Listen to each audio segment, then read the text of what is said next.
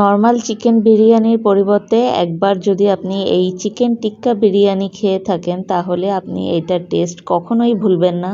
কারণ এই বিরিয়ানিটা খুব বেশি ফ্লেভারফুল হয় আর এর স্মোকি ফ্লেভারটা এটাকে আরও স্পেশাল করে তোলে। ফার্স্টেই আমি মুরগির মাংসগুলোকে একদম ম্যারিনেট করে 2 ঘন্টার জন্য রেখে দিব।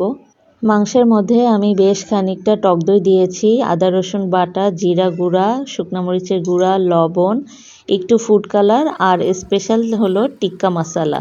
বাইরের যে টিক্কা মশলার প্যাকেট পাওয়া যায় সেগুলোই আমি এখানে ব্যবহার করেছি। আর এখানে ফুড কালার আমি অ্যাড করেছি, আপনারা চাইলে এটাকে স্কিপ করতে পারেন। 2 ঘন্টার মতো আমি এটাকে ম্যারিনেট করে রেখেছিলাম। এবার হালকা তেলে আমি এগুলোকে ভেজে নিব। প্রথম 5 থেকে 6 মিনিট আমি এটাকে হাই হিটে রেখেছি, এরপরে লো টু মিডিয়াম আঁচে রেখে এটাকে ভেজে নেব এবং আমি এটা ভাজার সময় একটু ঢেকেও দিয়েছিলাম। এবার মাংসের মধ্যে আমাদের স্মোকি ফ্লেভার দিতে হবে, তার জন্য আমি এখানে চুলার উপরই 2টা কয়লা রেখে দিয়েছি। এটাকে খুব ভালো মতো গরম করে নিব। কয়লাগুলো খুব ভালো মতো গরম করে আমি মাংসের মধ্যে একটা বাটি বসিয়ে দেব এবং বাটির উপরে আমি কয়লা দিয়ে উপর থেকে তেল অথবা ঘি দিয়ে দিতে হবে এবং এটাকে সাথে সাথে ঢেকে দিতে হবে এবং ঢাকনায় কোনো ছিদ্র থাকলে সেগুলো বন্ধ করে দিতে হবে যাতে করে পুরো ফ্লেভারটা মাংসের মধ্যে চলে আসে। এবার চুলা অফ করে আমি এটাকে আধা ঘন্টার মতো রেস্টে রেখে দিব। মুরগির মাংসটা রেস্টে রেখে আমি এই পোলাও চাল বের করে নিচ্ছিলাম। আমি এই সময়েও শিওর ছিলাম না যে এটা আসলে টেস্ট কেমন হবে, তাই আমি আজকে মাত্র 1 পট চাল দিয়ে এটা রান্না করব।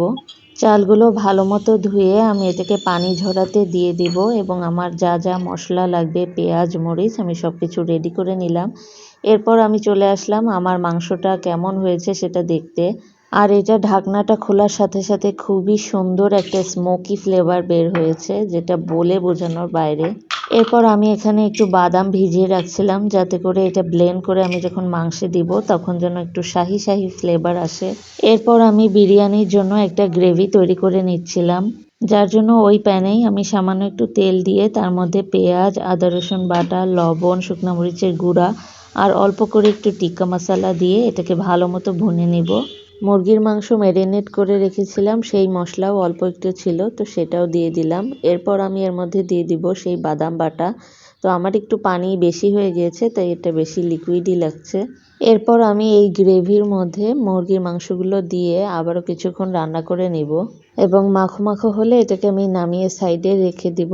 আর এইদিকে আমি পোলাওর জন্য প্যানে তেল দিয়ে তার মধ্যে তেজপাতা, দারচিনি দিয়ে পোলাও চালটা ভালো মতো ভেজে নেব। চালটা যত সুন্দর করে ভাজা হবে বিরিয়ানিটা খেতেও কিন্তু ততটাই ঝরঝরা লাগবে। তো এখন আমি এর মধ্যে দিয়ে দিচ্ছি কাঁচামরিচ আর 2 টেবিল চামচের মতো গুঁড়া দুধ আর একটু লবণ। ভালো মতো মিশিয়ে আমি এখানে ফুটন্ত গরম পানি দিয়ে দিয়েছি। আমি যেহেতু আজকে 1 পট চাল রান্না করছি, তো 1 পট চালের জন্য ওই পটেরই আমি 2 পট পানি এখানে ব্যবহার করেছি। গরম পানি দিয়ে ভালো মতো নেড়ে চেড়ে আমি এটাকে ঢেকে লো টু মিডিয়াম আঁচে 10 মিনিটের জন্য ঢেকে রেখে দিয়েছিলাম। 10 মিনিট পরে আমি মুরগির মাংস গ্রেভি সহ এর মধ্যে দিয়ে দিচ্ছি এবং ভালো মতো মিশিয়ে নিচ্ছি। ভালো মতো মিশিয়ে এটাকে আমি চারিদিক দিয়ে একটু সমান করে দিচ্ছি এবং সমান করে দেওয়ার পর উপর থেকে একটু কেওড়া জল দিচ্ছি, আপনারা চাইলে ঘিও দিতে পারেন। এবার এটাকে দমে বসিয়ে রাখবো প্রথম 10 মিনিট একদম লো আছে।